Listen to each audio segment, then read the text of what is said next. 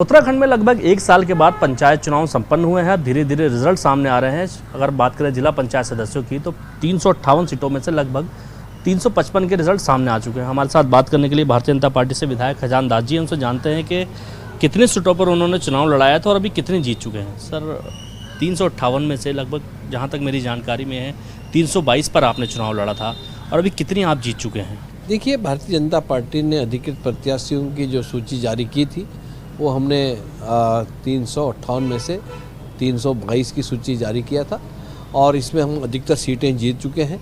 कुछ नतीजे अभी आने को बाकी है और मैं इसको कहना चाहूँगा कि जिस तरह से रुझान रहा है जनमानस का और भारतीय जनता पार्टी के प्रति और मुख्यमंत्री का काम करने का जो तरीका है, उसके निमित्त हम आगे बढ़ रहे हैं।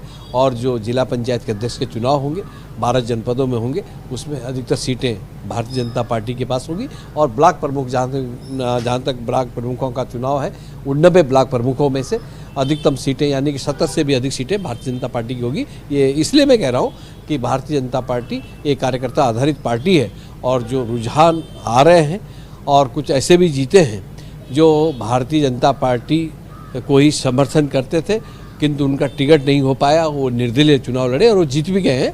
आखिरकार परिवार का मामला है, परिवार के साथ वो खड़े हुए। अच्छा विधायक जी, अभी 315 के आसपास आप लोग जीते हैं और एक बहुत बड़ा आंकड़ा है, बहुत बड़ा फिगर है 358 का। तो क्या अब आपकी नज़र उन निर्दलीय प्रत्याशियों पर रहेगी जो जीत के आए हैं, या कांग्रेस के उन प्रत्याशियों पर भी आपकी नज़र रहेगी जो जीत कर आए हैं? क्योंकि 13 ज़िलों में आपने अपने जो है जिला पंचायत के अध्यक्ष अगर बनाने हैं तो निर्दलियों का और कांग्रेस के लोगों का आपको समर्थन लेना होगा।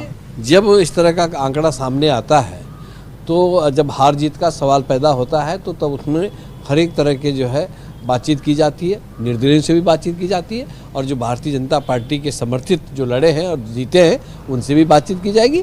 और ये निर्णय हमारे राष्ट्रीय नेतृत्व और प्रदेश का जो नेतृत्व है हमारा, माननीय अध्यक्ष जी और माननीय संगठन महामंत्री जी, ये लेंगे और माननीय मुख्यमंत्री जी।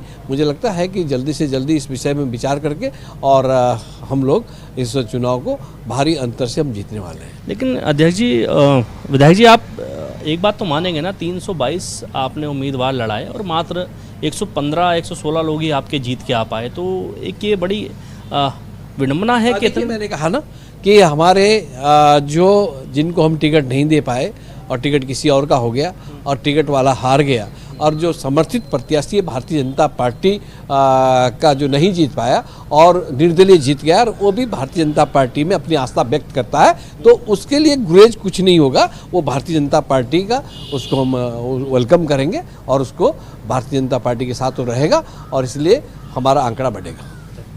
हमारे साथ बात करने के लिए विधायक खजान दास जी थे, जिन्होंने बताया कि अब हमारी नज़र जो है उन निर्दलीय प्रत्याशियों पे भी रहेगी जो जीत करके आए हैं, या फिर कहें कांग्रेस के उन प्रत्याशियों पे भी रहेगी जो जीत के आए हैं, क्योंकि 358 में से मात्र 115 जगहों पर अभी तक भारतीय जनता पार्टी जीत दर्ज कर पाई है। क्योंकि अधिकांश आंकड़े सामने आ चुके हैं। ऐसे में एक बात तो साफ कही जा रही है कि जिस तरह से जीत का आंकड़ा सामने आना चाहिए था वैसा नहीं आ पाया। अब अगर 13 के 13 ज़िलों में भाजपा को अपने जिला पंचायत के अध्यक्ष नियुक्त करने हैं तो उन्हें उन प्रत्याशियों को अपने साथ जोड़ना होगा जो भारतीय जनता पार्टी से अलग इतर जीत करके आए हैं, चाहे वो कांग्रेस के हों या फिर निर्दलीय हों।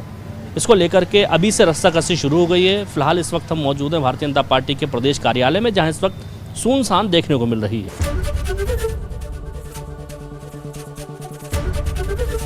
एबीपी गंगा, खबर आपकी, जुबान आपकी।